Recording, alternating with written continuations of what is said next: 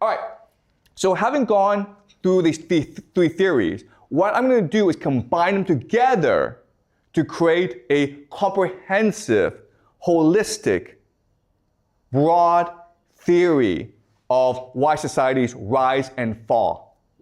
Okay? All right. And the problem with theories is they are simplistic and inaccurate and imprecise. So I warn you that this theory has limitations. But for our purposes, what we want to do is have a working framework. And then when we apply this framework to concrete examples, we can better refine this framework, okay?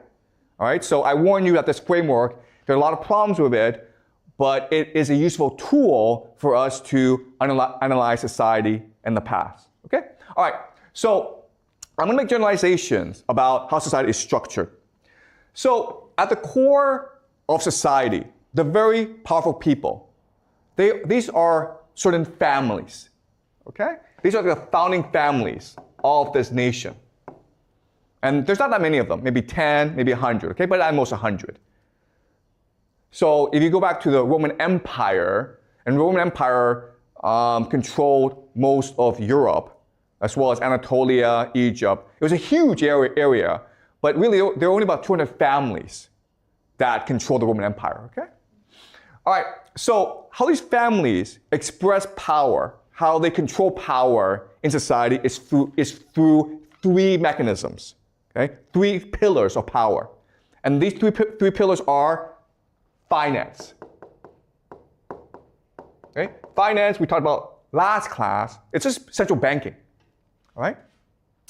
Second pillar is religion.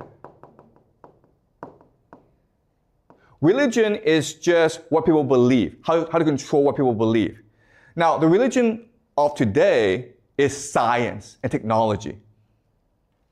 Okay? And the third pillar is intelligence or spies. All right? Now, for the purpose to save time, I'm not going to go too deeply into intelligence and religion, but I will in future classes, okay? I just need you to remember that there are three pillars of power at the core of society: finance, intelligence, and religion. And it's their nexus, their combination that allows the elite to control everyone else, okay? So from this nexus, they will control all aspects of society, including schools, including the military, including government, including the media, including culture, including crime, the mafia, okay? Every aspect of society that you can imagine is being controlled in some respect by this nexus of power, okay? Also, you have like corporations, right? And then at the outer edge are the people, okay? The people, because they're so massive, the massive people, they're the ones who generate wealth for society. So this system is designed to create as much energy as possible through the people, okay? Energy. Because the harder the people work, the more wealth is generated in society. All right? So a metaphor that we can use is this. Think of society as a corporation. The people are the workers, right? They're the ones who do the real work. The elite, these families, are the owners. And these people in between, the middle class, are the managers. Okay? So again, this is a very simple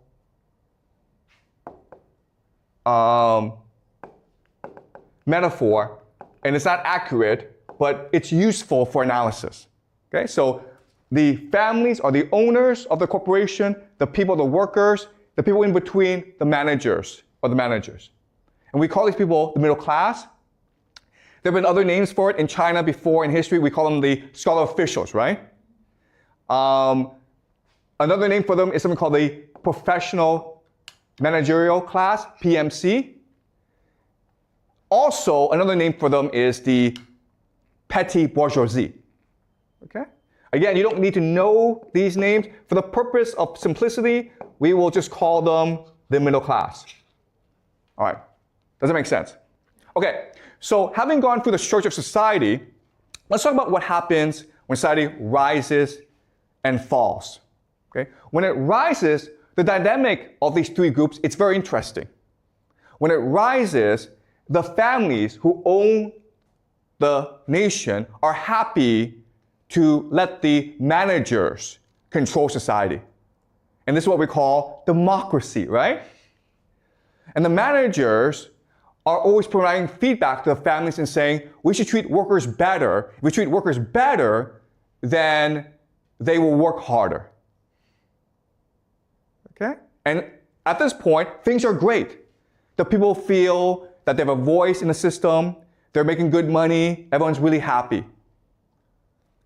But what happens because of the elite overproduction is these families produce too many children who want positions of power.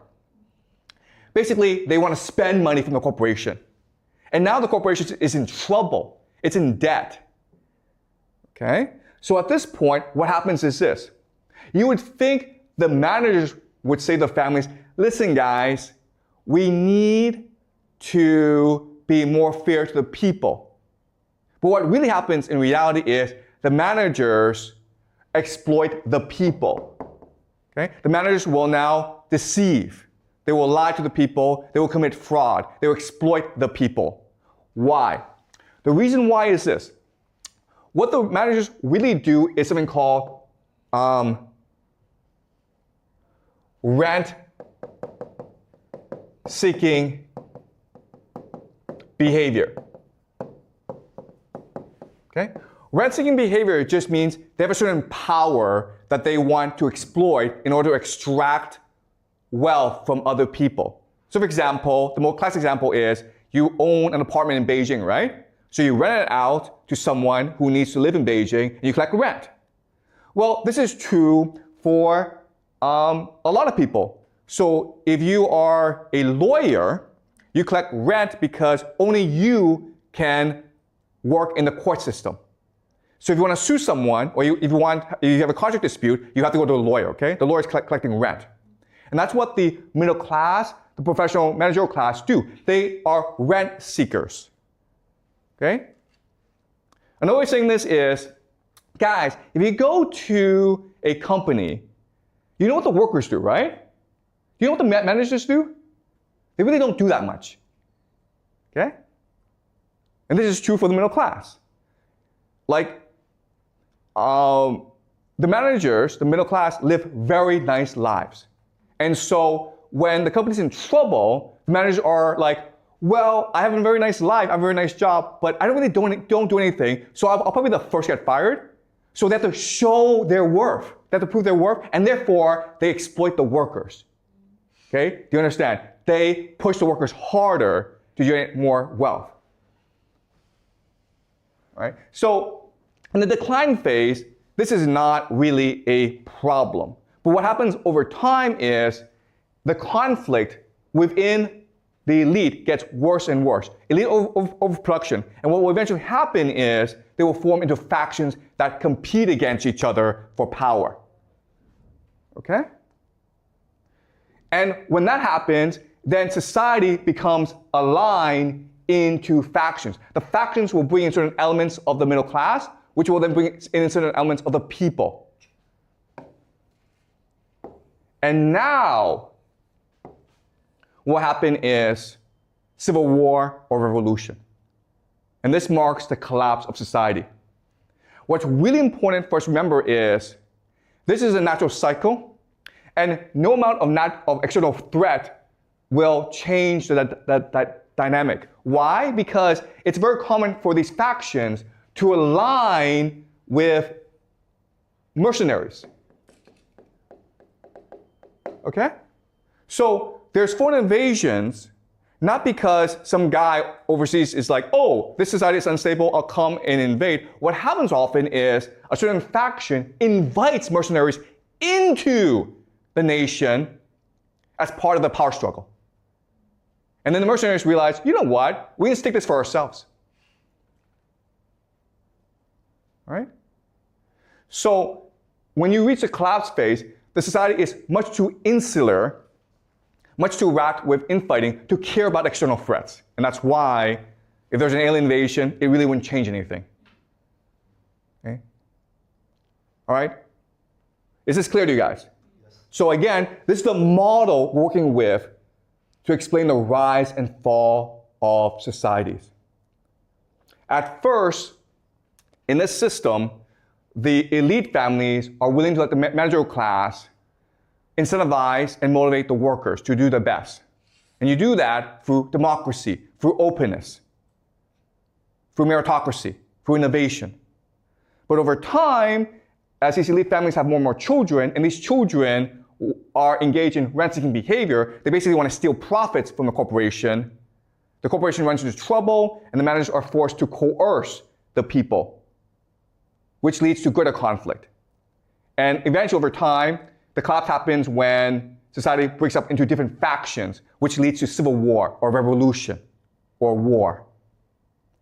Okay, so that's a model we're working with. All right, any questions? Are you guys clear about this? Yeah. What if they just don't have that much children? Excuse me, what's the question? What if the elite families don't have that much children? Will this model still works? Oh, that's a great question. Okay. So what if families don't have that many children? Okay, that's a really interesting question. And the answer is, these families, first and foremost, want to have as many children as possible, right? Because how do you pass on your power? So maybe the middle class don't want to have that many children, but the elite will have a lot of children because they need to be able to pass on their power and privilege to their children. In fact, the elite is first and foremost concerned with passing on their privilege to the next generation. Okay? And that's why these elite families expand so fast. And also, who wants to marry into elite families? Who wants to marry into them? Everyone. All right? And they have to marry into other families in order to maintain their power. Okay? So having children in a marriage is a way for the elite to maintain their power. Okay? But that's a good question. Any more questions before I continue? Okay.